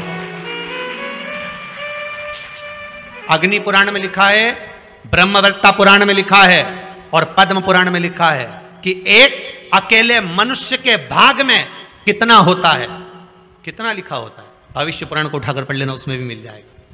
केवल एक मनुष्य के भाग में, अकेले के भाग्य में कितना होता है, कितना। तो ब्रह्मवृत्ता पुराण कहती है 3.5 करोड़ रोम छिद्र मनुष्य के शरीर में होते हैं। अगर एक मनुष्य के मुख से 3.5 करोड़ बार जब भगवान का नाम, एक ही नाम 3.5 करोड़ बार निकल जाता है, तब उसके भाग्य में 3.5 करोड़ का ही धन उसके भाग्य में दे दिया जाता है। पर जपो तो, तुम तो जपो तो हो नहीं। और जपना क्या है? एक ही मंत्र। आपसे ये नहीं कह रहे हैं कि तुम 24 घंटा जपो 3.5 करोड़ कर लो, नहीं नहीं। हम तो क्या चलते फिरते बोलो श्री शिवाय नमस्तुभ्यं, चलते फिरते जप लो। छोरा छोरी के पढ़ाओ तब जप लो, नी सुने तब जप लो, श्री शिवाय नमस्तुभ्यं। अब जपो, तुम तो खाते पीते हंसते बोलते गाते जो करो, श्री शिवाय नमस्तुभ्यं या राम राम कृष्ण नाम जो तुम्हारी मर्जी पड़े वो जपो, पर 3.5 करोड़ बार तुम्हारे मुख से भगवान का नाम निकलना चाहिए। पहले भी कथा में कहा, माला माल बनने के लिए सबसे पहला शब्द है माला, फिर बनेगा माल, अर्थात माला जपोगे तब माल आएगा। तो माला माल ऐसे ही हो जाओगे, तुम्हें कुछ नहीं करना है। 3.5 करोड़ बार भगवान का नाम जप कर देखिए, हर व्यक्ति की किस्मत में धन होता है। पर मंथन करोगे तब तो निकलेगा। अकेला अकेला दूध की कीमत कितनी है? 40 रुपए लीटर। बोलो सही है कि गलत? 40 रुपए लीटर का दूध जब जमा दिया, दही बन गया तो 60 का हो गया। बोलो सही है कि गलत है?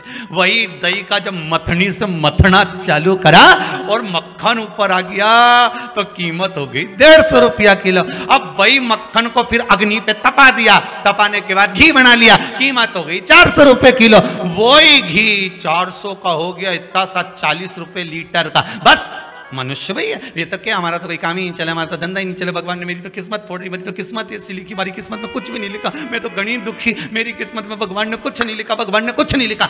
ब्रह्मवेत्ता पुराण कह रही है, भविष्य पुराण कह रही है, पद्म पुराण कह रही है, प्रत्येक मनुष्य के भाग्य में करोड़ों का धन लिखा होता है, पर मंथन करेगा तब प्रकट होगा। तो भगवान का नाम जप तो सरी, जपे कुछ नहीं, बस दुनिया के आगे जाके भगवान, बस दुनिया के। जितना तो दुनिया के सामने जाके बोले नहीं भगवान ने ऐसा, भगवान तो जप ले। आज से नियम बनाऊंगी मैं भी, और तुम्हें गिनने की जरूरत नहीं है। क्या नहीं करोगे तुम? गिनोगे नहीं, गिनती वो करे। सही है गलत है? गिनती वो करे। तुम तो खाए जाओ, खाए जाओ, पेट भरा जाएगा तो अपने आप मालूम पड़ जाए कि नहीं, दादा अब तुम्हारा जलेबी नहीं खवाई, अब तुम एक रसगुल्ला नहीं खा सकती, अब तुम्हारा बस का है नहीं, तुम तो खा ला। नहीं दादा नहीं खाओ, तुम नहीं खाया जाए नहीं। अरे बोलो तो सही नहीं, बस जैसे भरा गया तो भराने के बाद में अगर खाओगा तो बस भगवान भी इंतजार में। जैसे ही 3.5 करोड़ बार तेरे मुख से नाम पूरा हो गया, उसके बाद तुझे नहीं देखना, फिर मैंने जो देना चालू करा फिर नहीं तो रुक सकती, फिर बटोरे जा, कितना बटोर सकती है। जप ले, स्मरण कर ले, पर भजन करे तब तो, तो भजन करे तब। ये तो भजन का नाम आ जाए नहीं तो आधे के तो बुखार आ जाए। थोड़ी देर तक तो गाय तांबा का हंडा में तो नीनाए बोला नवा के रंगी हरतालिका तीज पे। ऐसा कोई व्यक्ति नहीं जिसके भाग्य में भगवान ने सुख नहीं लिखा। लिखा है, बस थोड़ा सा मंथन करना पड़ेगा। थोड़ा सा मंथन करोगे तो वो सुख प्रकट। आपको थोड़ा सा मनन चिंतन करना पड़ेगा, थोड़ा मंथन करना पड़ेगा।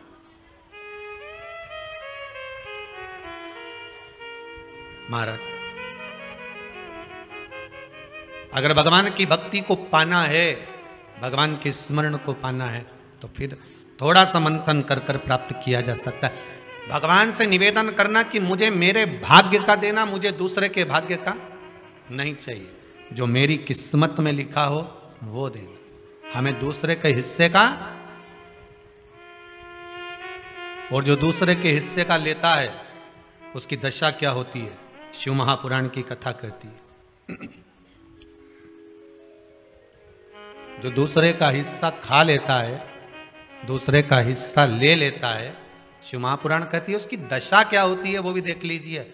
उसमें एक देवता ऐसे हैं जिन्होंने दूसरे का हिस्सा खाने का प्रयास किया था। एक देवता ऐसे हैं जिन्होंने दूसरे का हिस्सा खाने का प्रयास करा था, और आज भी उस देवता से दुनिया डरती है।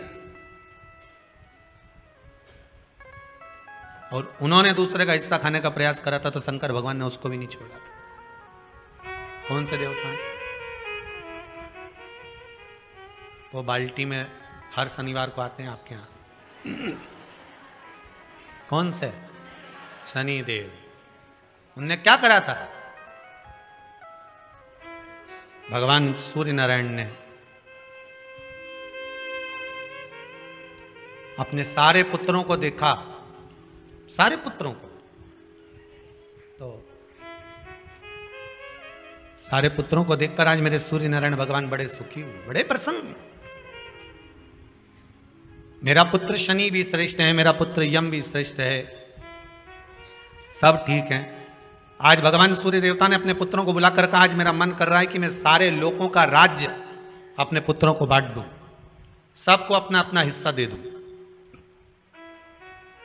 और केवल ये सूर्य नारायण भगवान अकेले नहीं सोचे, प्रत्येक घर में रहने वाला बुजुर्ग, पिता, माता ये सोचती है कि मैं अपने जीते जी अपने बच्चों को हिस्सा दे दूं, क्योंकि उसको मालूम है अगर मेरे प्राण छूट गए, मेरे नेत्र बंद हो गए, उसके बाद में ना जाने क्या होगा, कौन किसको देगा, नहीं देगा, किसका भरोसा।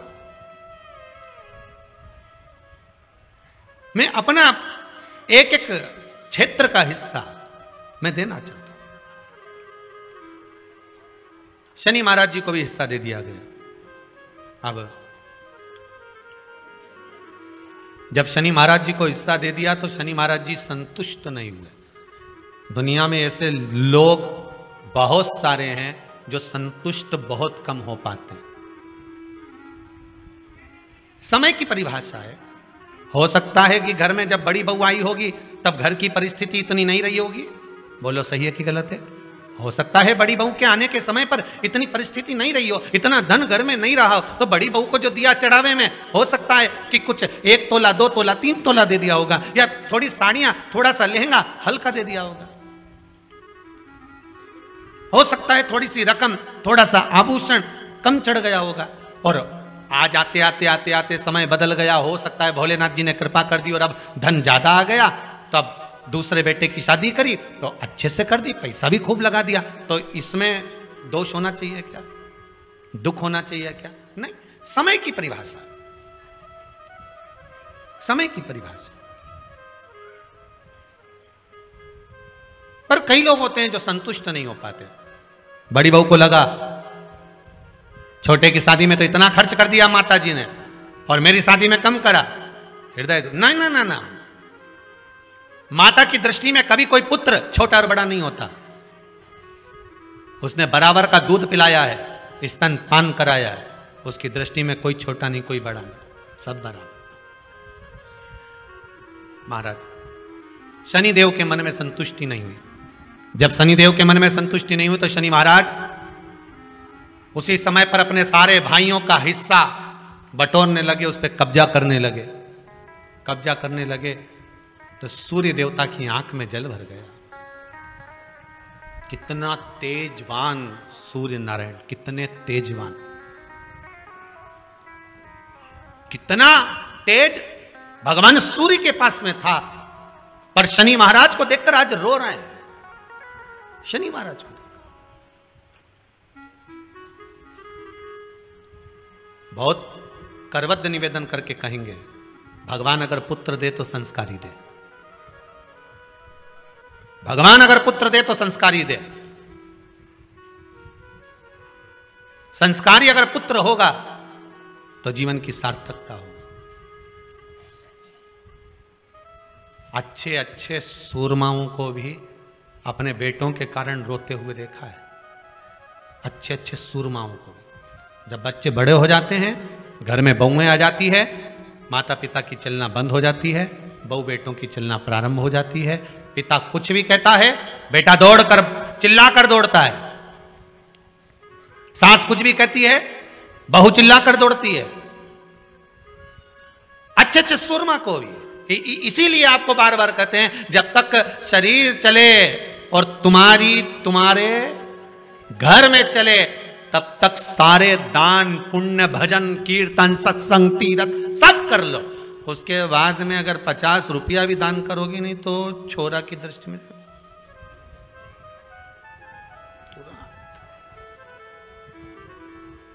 तुरंत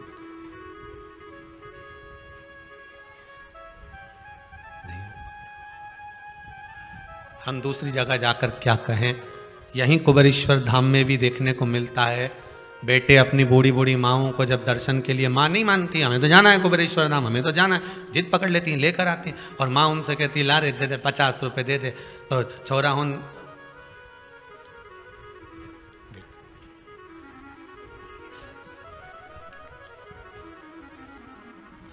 फिर माँ धीरे 50।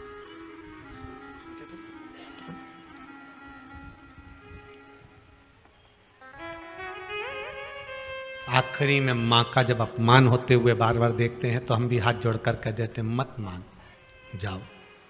बाबा कुबेरेश्वर भंडारी है, देना और नहीं देना तो आपके हाथ में है, पर मेरा बाबा कभी नहीं सोचता कि मुझे इसको देना है कि नहीं देना। यहाँ तो जिसका पाँव आ गया, जो इस गेट से अंदर प्रवेश कर गया, कंकर के संकर से मिल गया, और जो दिल में लेकर आया है बाबा 3 महीने में तो वापिस बुला ही लेता है।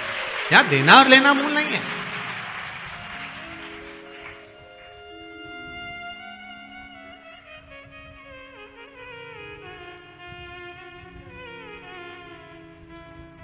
यहाँ का बहुत विचित्र भाव है साहब, बहुत विचित्र भाव। इस कुबेरेश्वर धाम से अगर कोई चप्पल भी बदल कर ले जाता है ना, तो वो चप्पल भी हिला के रख देती है, उसको रुला रुला देती है। यहाँ का तो इतना प्रमाण देखा है, सत्यता की बात बता रहे हैं आप लोग, उसको हंसी में लो चाहे व्यंग में लो। एक जरा सा किसी का सामान भी अगर यहां से चला जाता है, व्यक्ति ले गया, मन का धन कर लिया उसने, ले गया, कोई सामान ले गया, मान लो कोई तुम्हारी वस्तु ले गया, रह नहीं पाता, रोएगा, या तो फिर शरीर का कोई अंग अपने आप टूट जाता है, फिसल गया, गाड़ी से गिर गया, टूट गया, लगा जितने का सामान लेकर गया है उतना तुझे वहां लगाना पड़ेगा, हॉस्पिटल में लगा देगा। इस भूमि का प्रमाण देखा, इस भूमि का। तुम मन का धन कर सकते हो, पर इस भूमि के प्रमाण को फिर निवेदन करूंगा। हम तो नहीं जानते बाबा क्या दे रहा है, पर आप लोगों का भाव अगर शुद्ध है तो जितने आप लोग आए हो ना, सब एक दूसरे का नंबर बदले, फोन लगा कर पूछ लेना क्यों 3 महीने में तू जा रही है क्या, तो कह दे कि हाँ मेरी तैयारी है जाने की। बाबा कृपा कर देता। आप जिनके साथ में आए हो, आपकी गाड़ी में जो लोग आए हैं, 8 लोग आए हैं, तो 8 में से 5 की तैयारी रहेगी वापिस आने की। सबकी तो नहीं कह सकता हूं, क्योंकि दिल भी तो होना चाहिए, मन भी तो होना चाहिए, विश्वास। हो सकता है गाड़ी में 8 लोग आए तो उसमें से 2-3 का मन नहीं होगा, चलो सब जा रहे हैं तो अपन भी चलो। देखे तो सही आखिर में कहां नौटंकी चल रही है।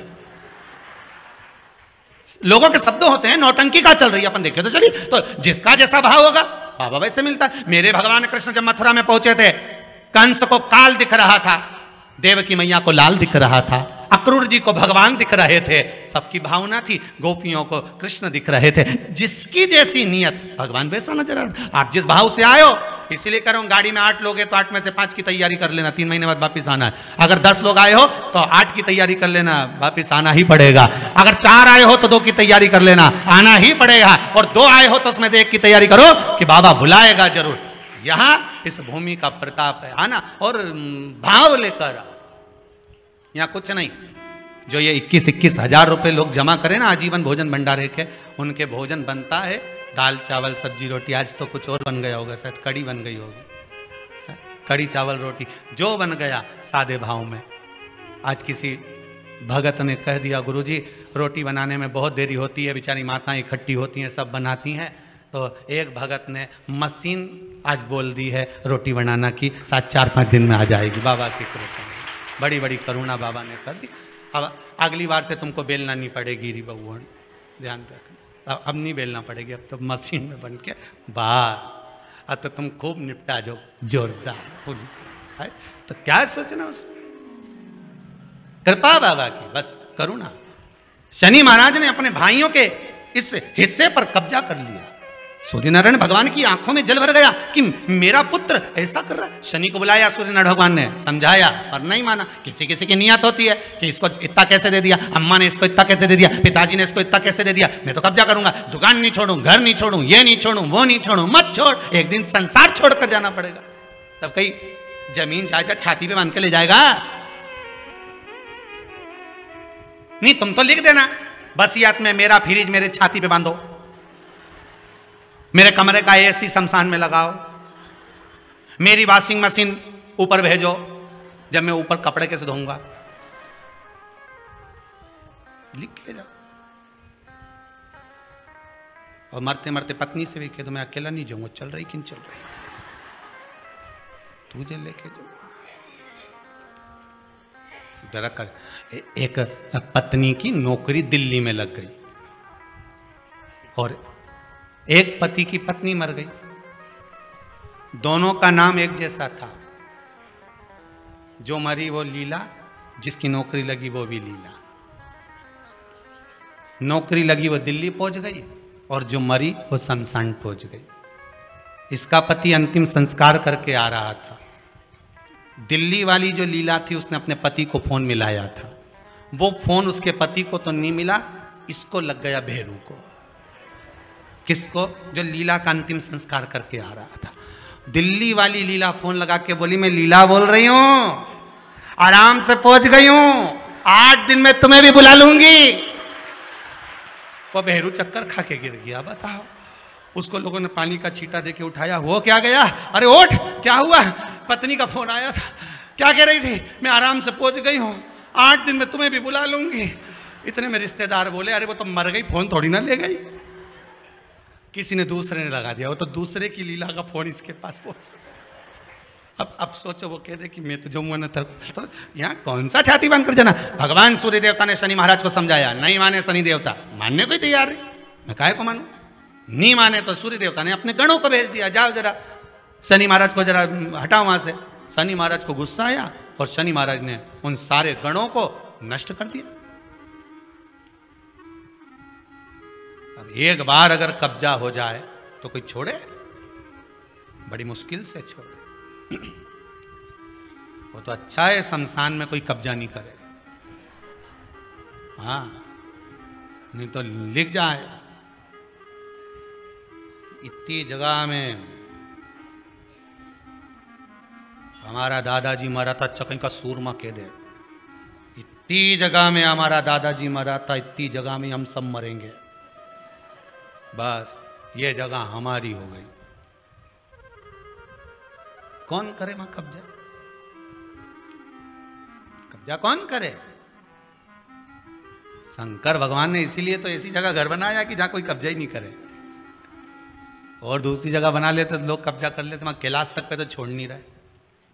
वहां भी होटल बनना चालू हो गई आसपास में, वहां नहीं छोड़ी। वो तो अच्छा है कहीं की होटल शमशान में नहीं बन रही, नहीं तो इनांग मुर्दा जलता दे पर इधर चाउमीन खा, जोरदार जोरदार। और जैसी हड्डियों जले तो चटक चटक करे, नहीं तुम पानी पतासा निपटा चले खा। तो अच्छा है कि वहां होटल नहीं बनी। दिन का बस चले कहीं वह, क्या बस चले। शनि महाराज ने सबको भस्म कर दिया, क्रोध आ गया, सूर्य देवता रो रहे हैं, सूर्य नारायण रो रहा है। भगवान शंकर की पंचायत में सूर्य देव भी हैं, मतलब शंकर भगवान के मित्रों की गणना में सूर्य आते हैं। भगवान विष्णु, सूर्य नारायण, शंकर भगवान, मां दुर्गा, गणेश जी, ये पंचायत है ना शंकर की, शिव पंचायत। शिव परिवार में कार्तिकेय, गणेश जी, पार्वती जी, शंकर जी, नंदी, ये शिव परिवार। पंचायत में सूर्य देवता आता है। सूर्य नारायण को रोता हुआ देखकर भगवान शंकर को बड़ा दुख हुआ। शिव जी ने पूछ लिया, क्या बात है, आप रो रहे हो? नारायण क्या हो गया? मेरा बेटा मानने को तैयार नहीं है। आप चिंता मत करो, अभी देखता हूं मैं जाकर। और भगवान शंकर ने जाकर तुरंत सूर्य नारायण भगवान के कहने पर शनि देव को जाकर समझाया। इतने में तो शनि देव आग बबूला हो गए। आग बबूला होकर शनि देव ने कहा, ए शिव, आप मुझे जानते नहीं हो? शंकर भगवान ने कहा, क्या जानना है ये बताओ, क्या जानना है ये बताओ। शनिदेव कहते हैं, आप मेरी दृष्टि को नहीं जानते। शंकर भगवान ने कहा, तू भी नहीं जानता कि तेरी दृष्टि खराब कैसे हुई, तेरी दृष्टि को श्राप किसका लगा है, तुझे नहीं मालूम क्या? शंकर भगवान ने जब समझाना चालू करा कि देख शनिदेव, तुम तो कह रहे हो, तुम तो बोल रहे हो कि मेरी दृष्टि नहीं जानते, हम जानते हैं आपकी दृष्टि, मना नहीं है, जाना, पर आप नहीं जानते क्या? शिव जी जानते हैं। शिव जी ने कहा, मैं सब जानता हूं। आपका विवाह करा सूर्य देवता ने, आपकी पत्नी घर में आ गई, आप अपनी पत्नी को देखते तक नहीं थे, इसलिए आपकी धर्म पत्नी ने आपको श्राप दिया कि जिस पति ने मुझ पर दृष्टि नहीं डाली, मेरे वो पति की दृष्टि कुदृष्टि हो जाए, जिस पे डालेगा वो बर्बाद हो जाएगा। शनि देव बोले, आप मेरी पत्नी की याद मत दिलाओ।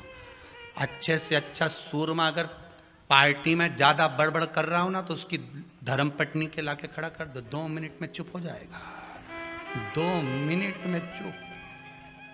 जो ज्यादा बड़बड़ करे नहीं, गप्पे लगा रहा हो, दोस्तों के साथ बैठ के खूब ठिठोली कर रहा हो, इतनी देर में जगदम्बा के लाके खड़ी कर दो बस। फिर तो उसका तिरछा नेत्र और कत्थई और नीले कलर की एक बार, और चमकदार साड़ी ने पल्लू में पिन, और एक बार यूं घूम के देख ली नहीं, उतनी देर में तो बापड़ा उठ के चल देगा, मैं भी आया पानी पी के, अभी गया पानी पी के आया, उतनी देर में कहीं रुके।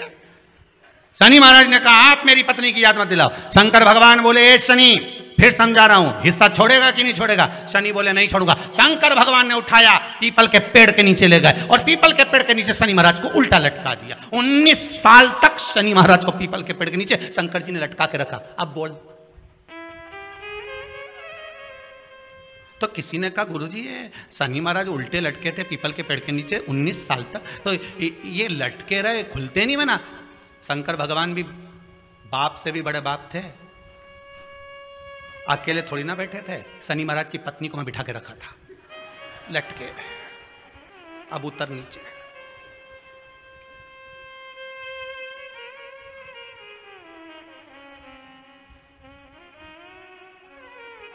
शनि महाराज ने देखा इसी ने मुझे श्राप दिया है, मेरी दृष्टि कुदृष्टि हो जाए, और इसको मैं देखना पसंद नहीं करता। तो शनि ने 19 साल तक आंख नहीं खोली। शंकर जी ने भी कह दिया था यहीं बैठी है, खोल मत लीजिए, तो बाप खोले ही नहीं आंख, ओंधा लटके पीपल के पेड़ में। कई बार शनि महाराज ने शिव जी से कहा गई क्या?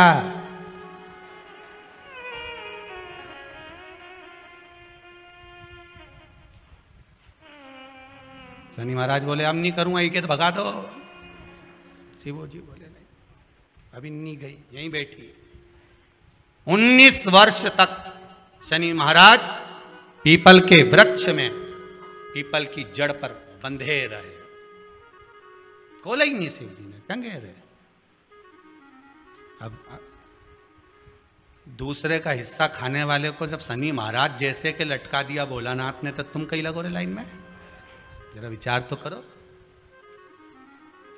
तुम तो तुरंत, कई लोगों की आदत होती है, एक माता जी की चप्पल कहीं खो गई तो बड़ी दुखी। उसकी सहेली ने कहा कहां जा रही है? मंदिर में जा रही हूं भगवान के। क्यों? भगवान के मंदिर आई थी, मेरी चप्पल कोई ले गया। भगवान से क्यों? मेरी चप्पल दिलाओ।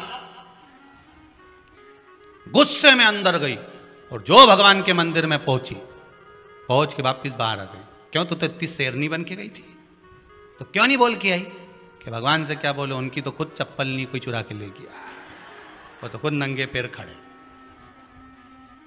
उनके पास तो खुद चप्पल नहीं। अब बोले सो क्या? उल्टे लटके हैं शनि महाराज, उल्टे। 19 वर्ष तक शनि महाराज लटके रहे। तब 19 वर्ष नेत्र बंद कर कर शनि महाराज ने शंकर की आराधना करी कि दुनिया में कोई ऐसा नहीं जो मुझे उल्टा लटका दे, केवल एक यही है जिनने मुझे लटकाया है। तो 19 वर्ष तक तप करा तो शंकर जी प्रसन्न हो गए। धर्म पत्नी को हटाकर पार्वती को लाए, साथ में आशीर्वाद दिया, शनि महाराज को खोला। वर मांगो, तुम्हें क्या चाहिए? मांगो, तुम्हें क्या चाहिए? शनि महाराज ने कहा मांगूंगा कुछ नहीं, आप वर दे दीजिए। शंकर जी ने कहा मैं तुम्हें दंड अधिकारी बनाता हूं कि आप अच्छे और बुरे का दंड दोगे, आप अधिकारी बनकर बैठोगे, मेरा आशीर्वाद तुम्हारे साथ में है। दंड अधिकारी पीपल की जड़ में बांधा है तेरे को, पीपल की जड़।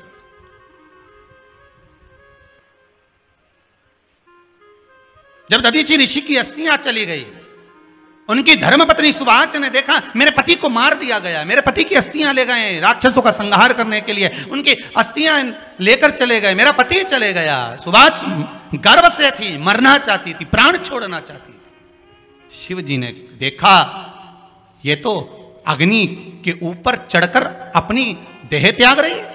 शंकर भगवान ने आकर कहा रुक जा सुवाच, रुको, तुम्हारे गर्भ में बच्चा है, तुम्हारे गर्भ में बच्चा है, वो बच्चा मर जाएगा। अब इस बच्चे को जन्म देकर भी क्या करूंगी? नहीं पिपली, तुम्हारे गर्भ में जो बच्चा है वो महाज्ञानी है। तुमने मुझसे प्रसाद के रूप में मांगा था, कहा था शिव जैसा पुत्र होना चाहिए, तो क्या तुम शंकर को नष्ट कर दोगे? मैं शंकर को जन्म दूंगी। सुवाच ने 2 पत्थर उठाए, अपने गर्भ पर मारना प्रारंभ करा, गर्भ पर मारा, बच्चे ने जन्म लिया। बच्चा 7 महीने का था। उस बच्चे को उठाकर पीपल के कोटर में रख दिया। पीपल की कोठर। एक गिलहरी पीपल के फल को लेकर आती थी, पिपलाद के मुंह में देती थी। शिव का एक अवतार, इसलिए शंकर का नाम ही पिपलेश्वर महादेव। शिव का एक अवतार पिपलाद के रूप में हुआ है। तुम क्यों चिंता करती हो? तुम चिंता मत करो, तुम्हारा पुत्र जन्म दो तुम। और दिया धन सुभाष ने, उसके बाद प्राणों को त्यागा। और उस पीपल के कोटर में अगर भरण पोषण करने वाला कोई था तो वह देवाधिदेव महादेव था। फिर निवेदन करेंगे, माता के गर्भ में बच्चा रहता है, उसका भरण पोषण करने वाला मेरा देवाधिदेव महादेव है। अगर जन्म उसने दिया है तो मृत्यु भी वो देगा। अगर तुमको कुछ ज्ञान दिया है तो अच्छी जगह पर भी वही पहुंचाएगा। आप जो अभिलाषा लेकर आते हैं, बच्चे कहते हैं हमारी नौकरी नहीं है, सर्विस नहीं है, हम इस कॉलेज में पढ़ना चाहते हैं, हम इस जगह जाना चाहते हैं, हम इस पद पर जाना चाहते हैं, बस इतना याद रखना, तुम्हारा भाग्य बुरा नहीं होता। कभी भी याद रखना, संसार में जिसको भगवान ने जन्म दिया उसकी किस्मत कभी बेकार नहीं हो सकती। अगर भगवान तुम्हारी किस्मत बेकार होती तो जानवर बनाकर पैदा करता, इंसान बनाकर नहीं। किस्मत अच्छी थी इसलिए इंसान बनकर पैदा हुआ, जानवर बनाकर पैदा नहीं करा। अगर तुम्हारी किस्मत अच्छी थी इसलिए मनुष्य बनकर पैदा हुए हो, इंसान बनकर पैदा हुए हो, मानव बनकर पैदा हुए हो। भगवान को दोष मत देना कि भगवान ने किस्मत बेकार दी है। भगवान ने किस्मत अच्छी बनाई है इसलिए तुझे मृत्यु लोक में जन्म दिया। भगवान ने भाग्य अच्छा बनाया इसलिए तुझे शिव महापुराण की कथा सुनने का मौका दिया। नहीं तो भाग्य में नहीं होती तो कहां से मिल जाती? किस्मत अच्छी है तो भगवान फिर नौकरी भी लगाएगा, धंधा भी करवाएगा, सर्विस भी कराएगा, विवाह भी करेगा, शादी भी करेगा, मकान भी बनाएगा, जायदाद भी देगा, संतान भी देगा। उसने दिया है पेट तो भरेगा वही। हम काय को अपने माथे पर ले? मैंने इतनी पढ़ाई कर ली, मैं इंजीनियर हो गया, मैं ये बन गया, मैंने तो ये कर लिया, उसके बाद भी मैं घर में बैठा हूं, मेरा छोरा घर में बैठा, इतना पढ़ने के बाद बैठा। जन्म उसने दिया है, भाग्य उसका है, किस्मत उसकी है, तो कहो उसको कि शंकर का भजन कर, मंथन करे, मक्खन निकलेगा और घी भी जरूर बनेगा।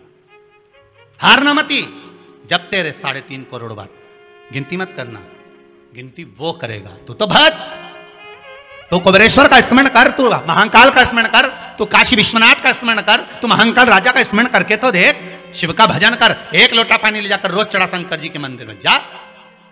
शिव से भजन करने में क्या देरी?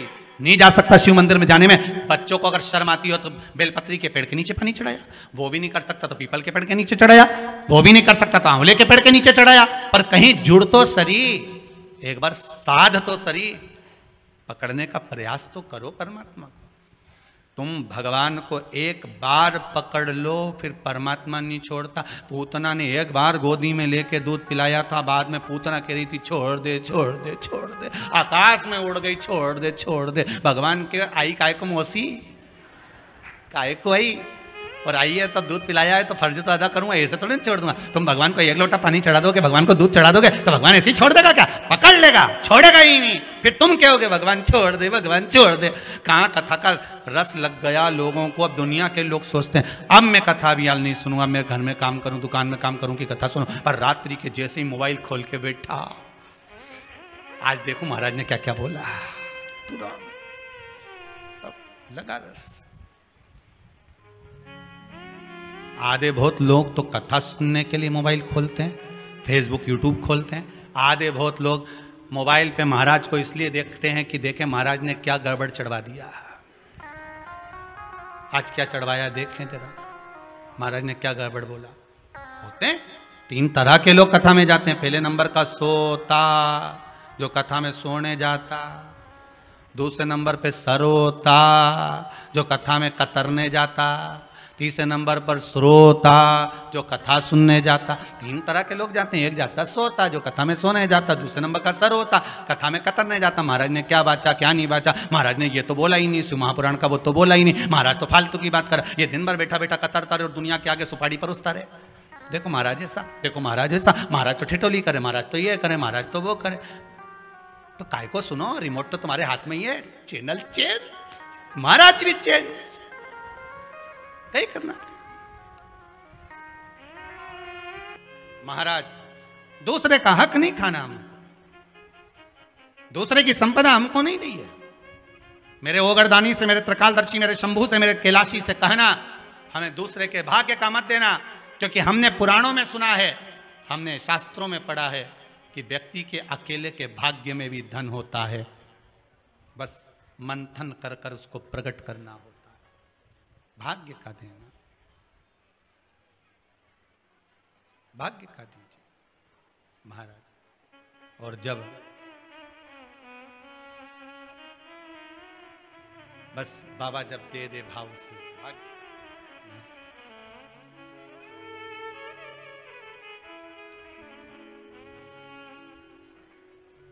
भगवान शिव का स्मरण सुख प्रदान करने वाला है महाराज। देखी है जब से ये तस्वीर तेरी, तब से बदल गई है तकदीर।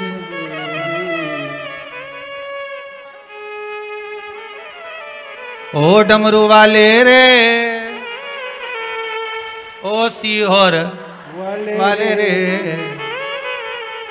ओ डमरू वाले रे, ओ सीहोर वाले रे, अब तो हो जा मेहरबा ओ काशी।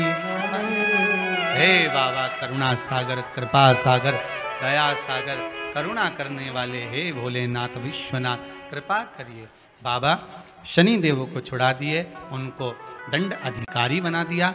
भगवान शिव की कथा कहती है भगवान शंकर और पार्वती मंगल आनंद सुख भोगने वाले थे।